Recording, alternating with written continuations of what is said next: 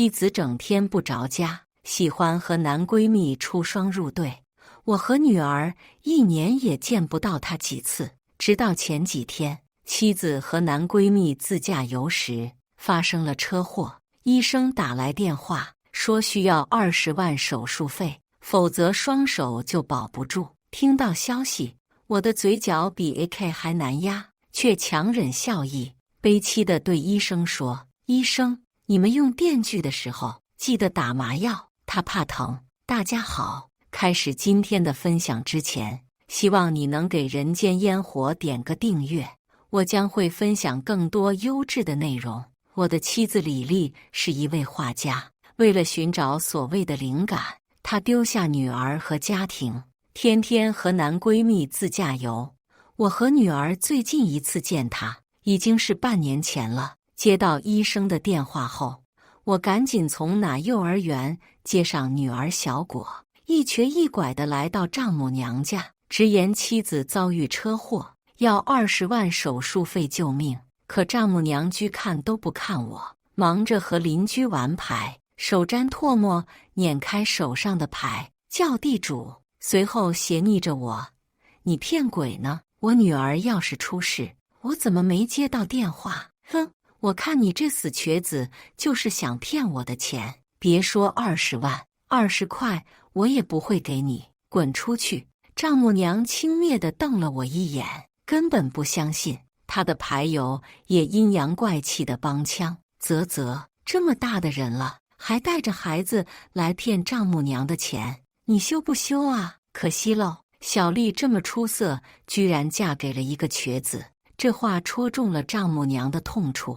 丈母娘猛然用力拍了一下桌子，豁然而起，恶狠狠地瞪着我骂道：“张扬，你这个一无是处的死瘸子，给我滚蛋！”此举把小果吓得缩回我身后，怯生生地说道：“爸爸。”小果害怕，我蹲下来安慰女儿一句，才对丈母娘说道：“对不起妈，我可能是接到诈骗电话，你也知道，我太在意李丽了，滚出去！”丈母娘骂骂咧咧，在她眼里，瘸了腿的我根本配不上她女儿，连带着小果儿也讨厌。我把女儿送回家安顿好，才慢悠悠地来到医院，走进病房，看到妻子李丽以及跟她出双入对的男闺蜜浑身是血躺在病床上，我的嘴角比 AK 还难压。在一众医生护士的注视下，我扑倒在病床前，握住她的手，装出一副伤心欲绝的样子：“作孽啊！你跟男闺蜜旅游这么多次都没事，这次怎么就出车祸了呢？医生，他2只手还能保住吗？手术风险大吗？”医生摇头：“你来得太晚了，已经错过最佳的救治时间，双手保不住了，现在只能保命。你先签字，然后交一部分手术费。”我努力压下嘴角，装作为难的样子：“我没钱，家里的钱都是我老婆掌管，找丈母娘借钱，她又说是诈骗。”说罢，我当着医生的面拨通丈母娘的电话：“妈，我来医院确认过了，不是诈骗电话，李丽确实出车祸了，王炸！”手机传出丈母娘的声音：“死瘸子，还想骗钱是吧？门都没有！”我把扬声器打开，一旁的医生护士听得一清二楚。医生忍不住说道：“您好，大娘，我是您女儿的主刀医生，你女婿说的都是真话，滚一边去，谁也别想骗我！”丈母娘根本听不进去，骂骂咧咧地挂了电话。我收起手机，对医生说道：“麻烦你先救人好吗？我一定会把钱交上的。”“那这个人呢？”医生指了指隔壁床的男闺蜜，他伤得也不轻，我们暂时联系不上他的家属。如果你知道，麻烦联系一下。他是我妻子的男闺蜜，其实就是情人。我不认识他，更不认识他家里人。我无奈地叹了口气。医生护士闻言都投来怜悯的目光。转眼，李丽被推进了手术室。我拿出手机，打开微信，把李丽推入手术室的照片发给岳父，并附上一条信息：“爸，小丽出车祸了，医生说2只手都可能保不住。消息发出之后，我就关掉手机，静静等待。1个多小时后，岳父赶来了。见面第一句话就问李丽的情况。我摇头叹气，医生说我来得晚了，双手保不住，为什么不早点来？岳父勃然大怒，揪住我的衣领骂道：“你这个废物！小丽有什么3长2短？我饶不了你！”我不慌不忙地说道：“爸，这不能怪我呀，我当初卖公司的钱都被李丽拿走了，没钱交费，去找妈要钱，她不信，非说是诈骗。”正说着，手术室的门打开，李丽被推了出来。岳父连忙冲上去，发现女儿两边的衣袖耷拉下来，里面空空荡荡，大惊失色。我女儿怎么样？医生，她的手怎么不见了？我女儿是画家，她不能没有手，请你想想办法。医生只是摇头不说话。这时，姗姗来迟的岳母也到了。小丽她怎么样？她2只手哪去了？医生，我女儿的手呢？看着失去双臂的女儿，岳母好似泼妇一样揪住医生的手，大喊大叫，现场耍泼。他们此刻的心情，我很理解。自从我卖掉公司，成为家庭主妇之后，李丽就成了他们唯一的保障。她的画作很畅销，颇有名气，是岳父母的脸面和骄傲。眼下李丽失去双臂，给不了他们保障，反而成了累赘，怎么会不激动呢？你们冷静点，小丽刚刚做完手术，需要静养。我劝道。岳母猛地扭头，怨毒地盯着我。小丽有今日，都是因为嫁给了你这个死瘸子。岳父也附和，你故意拖延时间，导致小丽双手不保，我要报警抓你。妈，话不能乱说。我接到医院的电话，第一时间就去找你了。我不慌不忙地掏出手机，播放3段录音，叫地主王炸，我是您女儿的主刀医生。岳父的脸色一下就变了，扭头怒视岳母：“死瘸子，你因我！”岳母气急败坏，揪住我的衣服就要打。妈，您可不能说昧心话。我把他推开，竖起2根手指，一脸无辜地道：“我找了您2次，第1次您说是诈骗，第2次我亲自来医院确认，医生也说话了。您还是不信，这能怪我吗？”旁边几个女护士闻言也忍不住说道：“我在旁边听着呢，他为了打牌，连自己女儿的死活都不顾，真是离了大谱。他有什么资格怪女婿？摊上这种妈，真是作孽啊！”岳母恼羞成怒，指着他们骂道：“你们再说一句试试，看我不撕烂你们的嘴！”妈，我好痛！李丽虚弱的呼唤声忽然响起，她醒了，我可怜的女儿哟！岳母一脸心疼地握住李丽的手，抹了一把泪水，指着我就开骂：“都怪你这个死瘸子没用，养不活你！我女儿为了养家开车东奔西跑，才发生车祸。”我反驳道：“话不能这么说，当初我卖掉公司的2000万，可都在阿丽手里呢，足够花了。2000万很多吗？懂不懂什么叫坐吃山空？”岳母不屑地骂道：“我女儿一直在进步，名气越来越大，区2000万，多画几幅画就有了。你呢？除了吸血还会干什么？”我说道：“她当初拜入清月大师门下，是我找的关系，500万拜师费也是我给的，够了。”李丽着急地打断：“车祸？阿龙他怎么样？”“阿龙是谁？”岳母疑惑地问。我连忙解释道：“那是跟他出双入对的男闺蜜，这些年一直都是阿龙陪着他。这次车祸的原因，就是阿龙在开车时对他做了不雅动作，才导致的。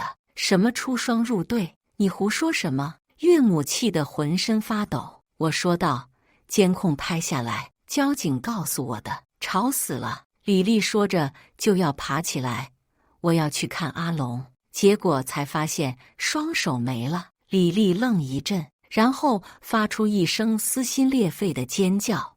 手，我的手呢？他跟疯婆子似的，双脚乱蹬，大喊大叫。岳母试图安抚他，却被蹬了2脚，半边脸又红又肿。是你害我的！李丽红着眼睛，一脸怨毒地盯着我。就是他！岳母也骂道：“这个死瘸子就是故意的。”我摇头说道：“我接到电话就赶来了，但我拿不出手术费，去找妈借钱，她非说是诈骗。”诺，录音还在呢。我把刚才的录音放了一遍，叫地主王炸，我是您女儿的主刀医生。听到录音，李丽怒目圆睁，咬牙切齿地盯着岳母，光顾着打牌，连女儿的死活都不顾，简直是丧心病狂。要不是他沉迷打牌，自己根本不会失去双手。哎呦，我的好女儿，妈怎么会害你呢？眼见情况不对，岳母立马狡辩道：“当初你把钱给我，让我防着他，我才不给钱的。这事也不能全怪我呀，这死瘸子也没把情况说清楚，都是他害的。”岳母把屎盆子扣在我头上，闭嘴！岳父忍无可忍，一巴掌打在岳母脸上，喝道：“天天打牌赌钱，害人害己，女儿就是被你害的！”被打的岳母坐在地上嚎啕大哭。我冷眼看着这一切，嘴角露出一丝笑意。5年了，我终于等到了这一天。我叫张扬，曾经是一个风光无限的富二代。大学毕业后，在父亲的广告公司帮忙，一步步成为高层，可谓是意气风发。在一次酒局上，我遇到了李丽，她刚刚读大一，家境不好，出来兼职赚补贴。面对她这种清纯甜美又努力上进的女生，我很快沦陷了。那时候的她如白莲花一样清纯，在我猛然的攻势下，她很快答应做我女朋友。没多久，她弟弟突发疾病住院，需要花费一大笔钱。那一晚，她哭着找我诉说家中的困境，并面临辍学。早已把她视为挚爱的我，当场就表示愿意出钱为她弟弟治病，连他学费也包了。有朋友笑称这是包养，我当场翻脸，因为我和李丽是真爱，不是钱财可以衡量的。后来家里得知此事后，直言这个女人不是我可以驾驭的，勒令分手。对这份感情早已深陷其中的我，根本听不进去，甚至不惜和父母闹翻。然后我离开家，独自打拼。在朋友的支持下，我开了一间家具厂，投资不算大，但1年的利润有56万。李丽大3那年，我们结婚了。没多久，女儿出生了。等女儿上了幼儿园，李丽提出进修画艺的想法，那是她的梦想。我二话不说，花重金找关系，令她成为清越大师的关门弟子。也是从这里开始，我彻底看清了李丽水性杨花的本质。期间，她结识了林子龙，表面上是男闺蜜，其实是情人关系。然后我的家具厂屡次被查封，以各种理由不准开工，工厂因此亏损严重。在李丽的怂恿下，我只好把工厂贱卖出去，全职当家庭主妇。那段时间，我还很感激李丽的开明。直到有一日，我的合作伙伴告诉我：“兄弟，你的事我打听清楚了，是一个叫林子龙的家伙指名道姓要玩死你。”得知这个消息之后，我感觉天都塌了。当晚，我借着结婚纪念日的名义做了一顿大餐，在菜里放了安眠药。检查李丽的手机，结果不出意外，她的手机储存着大量不堪入目的视频和照片，还和不止一个男人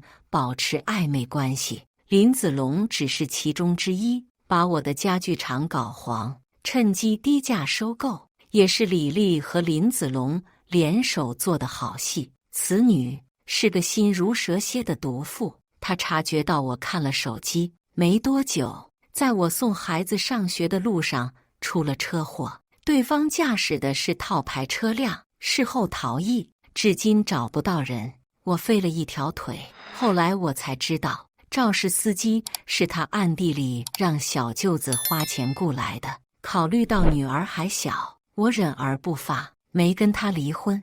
但李丽却越来越放肆，借着寻找灵感的借口，在外面风流快活，对家里的一切不闻不问。女儿时常在夜里不肯入睡，哭喊着要找妈妈。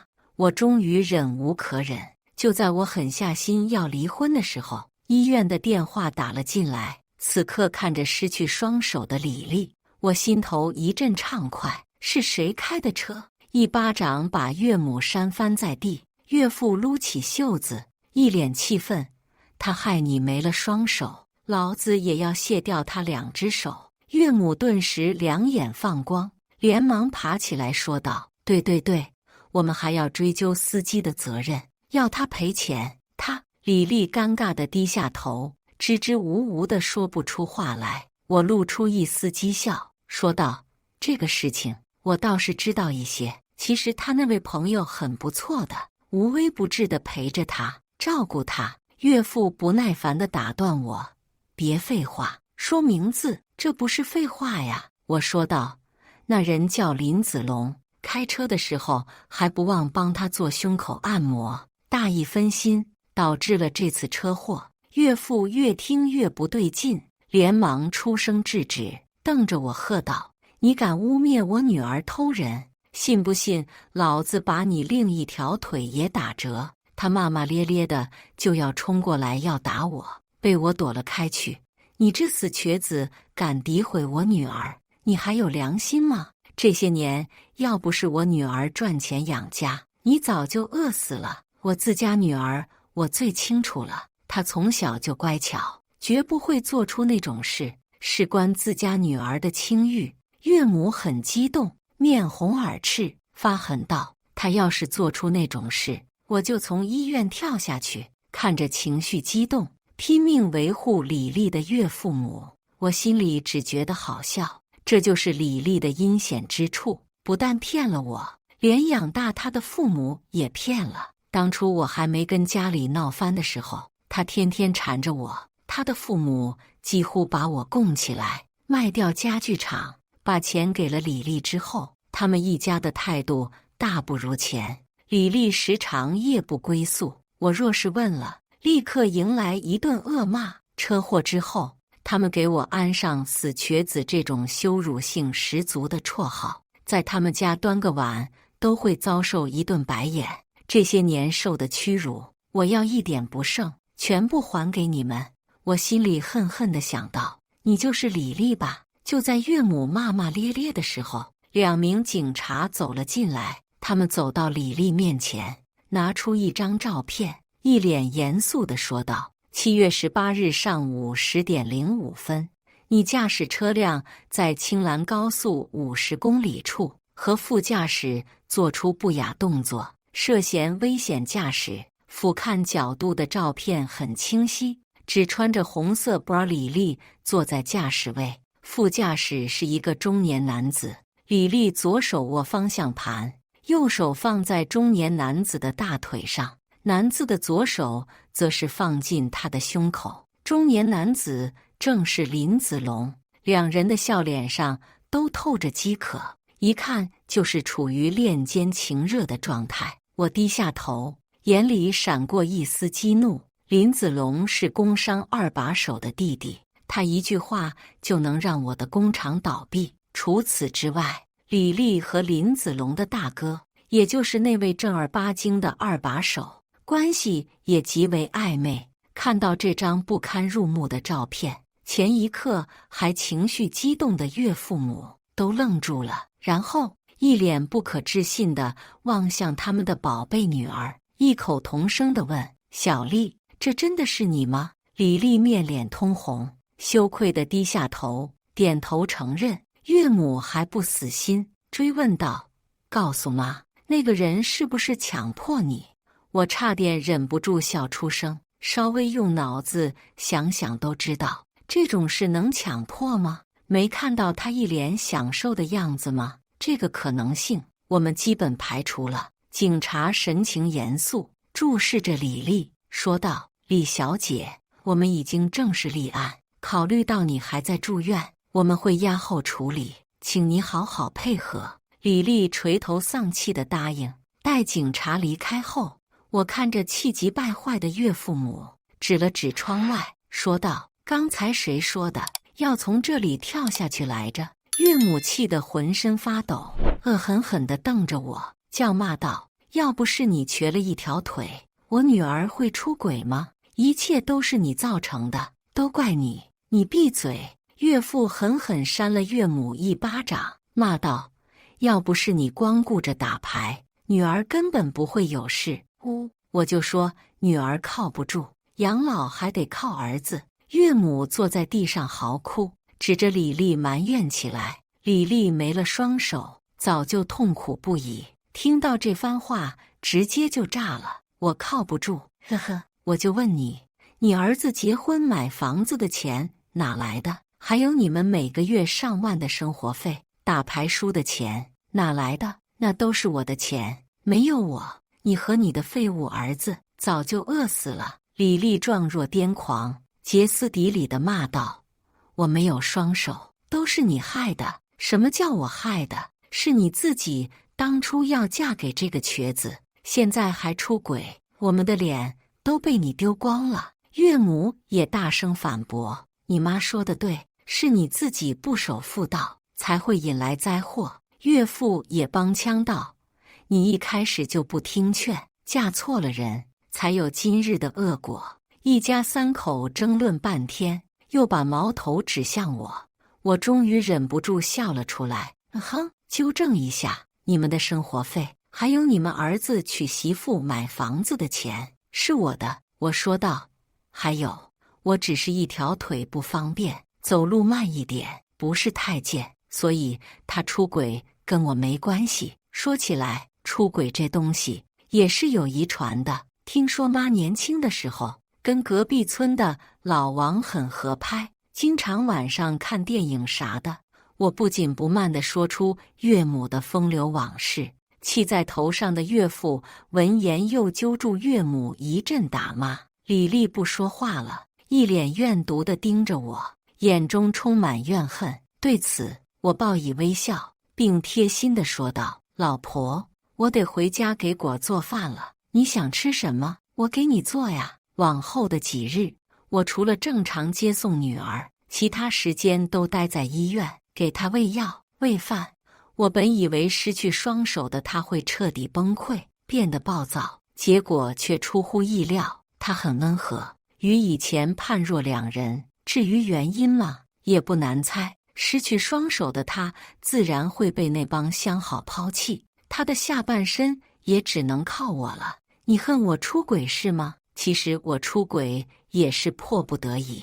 李丽梨花带雨，楚楚可怜地解释道：“当初你的家具厂被封，不得已低价贱卖。林子龙的大哥是工商二把手，我就想着帮你把家具厂拿回来。”他说了一大堆，意思只有一个：出轨，主动爬上别人的床，都是为了帮我。在你眼里，我一直是个傻子，很好骗。是吗？我露出一丝嘲笑，摇摇头。你还要装到什么时候？我承认你的演技很好，如果去演戏，你肯定能拿奥斯卡小金人。家具厂是你联合林子龙搞黄的，我的腿也是你找人撞断的。我冷冷地看着李丽，我一度把她当成毕生挚爱，却是心如蛇蝎的女人。为了她，我不惜和父母翻脸，把最好的东西给了他，结果只换来赤裸裸的背叛。你知道吗？我当时还载着女儿，如果我反应稍微慢一点，我和女儿早就没命了。李丽，你他妈真是狠人啊！说起这件事，我义愤填膺，眼睛都红了。那一次车祸，我的腿瘸了，女儿的左眼球受伤，有可能造成视力残疾。都说虎毒不食子，这个女人比老虎还恶毒，你还不算太蠢。李丽倒也干脆，也不否认，冷笑道：“张扬，你在我眼里从来都是废物，提款机，真以为我会喜欢你吗？呵呵，为你生女儿是我这辈子做过最错的事，你们一大一小2个废物都应该去死。”他一脸狠毒地瞪着我，五官有些扭曲，咒骂道：“要不是你凭我的身材容貌，注意嫁入真正的豪门，嫁给有钱有势的人，而不是你这个废物。”我听到这里忍无可忍，把碗里的水泼在他脸上。我一把揪住他的衣领，冷声道：“如果没有我，你弟弟早死了，你也会沦为打工妹。你们一家还住在那个艳逼的老房子里，你不可能成为清月大师的关门弟子。我对你的好，你感恩我不怪你，但你不应该害我，还有我的女儿。”越说越恼火，我忍不住一巴掌抽在李丽的脸上。“啊，你敢打我！”李丽满脸癫狂，大声尖叫，但没有双手的她也只能无能狂吠。周围的医生护士没有一个人愿意搭理他。“张扬，你这个死瘸子、废物，你有种打死我！”李丽跟疯婆子一样大吼大叫，叫骂各种脏话。我笑了，这是崩溃前的征兆。他终于要顶不住了，但还不够。在他住院这段时间，我要让他尝遍辛酸冷暖，付出足够的代价。就在李丽发疯一样叫唤的时候，岳母拎着饭盒来了。“妈，张扬用水泼我，还打我，他虐待我。”李丽仿佛看到了救星，向他妈告状：“你快点帮我请个护工，我不要他伺候了。”“请护工？”岳母一脸为难地说道：“护工要花不少钱呢，你也知道，你弟媳刚生了儿子，还在坐月子，很多地方要花钱，那是我的钱。”李丽尖叫着打断岳母的话，用力揣着床板，叫嚷道：“全是我赚回来的，跟你们没关系，你现在就把钱还给我，快点！”我轻咳一声，说道：“我再提醒你们一句，那是我的钱。从头到尾都是钱，存了定期，拿不出来呢。”岳母目光闪烁，狡辩道：“姐，你要钱干什么？你现在这个样子，以后还不是靠我养？难道这个瘸子有本事养你吗？”这时，小舅子走了进来，一脸得意地说道：“你生的是女儿，我的可是儿子，以后还得我儿子给你养老呢。所以这钱啊，你以后就别再问了。不行，必须把钱还我！”李丽面容扭曲，声音尖锐，发疯一样叫嚷。小舅子没有理他，对岳母说道：“妈，你快回家帮忙啊！我儿子老是哭，我跟媳妇都哄不好。”“不行，妈必须留在这里。”李丽担心我对她进行报复，已经不信任我了。“姐夫照顾你不就行了？”小舅子理所当然地说道。没了双手的李丽失去了赚钱的能力，无疑是一个累赘。岳父母和小舅子对他的态度都变了。“不行，我不要他照顾。”李丽连连摇头。“你没得挑。”小舅子冷哼一声，对岳母道：“妈，你还愣着干什么？快回家带孙子啊！”岳母犹豫片刻，终究是觉得孙子很重要，不理会李丽的叫嚷，转身离开。“不准走！你们回来，把钱还给我呀！”李丽歇斯底里的叫声在病房里回荡。3日后，老公，我真的知道错了，你喂我喝口水吧。女儿还小，不能没有妈妈。你原来我这一次好吗？我以后一定好好过日子，好好对我们的女儿。”李丽终于尝到了孤立无助的滋味。岳父母和小舅子再也没有出现过，仿佛把她遗忘了一样。她不死心，尝试联系昔日那些个相好，结果都是石沉大海。她彻底绝望了。第3日，李丽可怜兮兮地跪下来向我求饶，祈求我的原谅。我笑了笑，拿出手机放在她面前，说道：“我有点东西给你看。”点击播放，一幕幕不堪入目的视频画面出现了。这是车内监控视频的画面，也是他与那些相好约会的证据。那又怎么样？李丽冷笑道：“这些都是非法获取的视频，不能作为证据。我还要告你，让你坐牢。”我笑了笑，说道：“你忘了，车子是我买的，所有人也是我。”李丽沉默了半晌，她才咬牙切齿地说了一句：“你好狠，以彼之道罢了。”我晃了晃手机，说道：“这些视频加上你和你弟弟找人撞我的证据，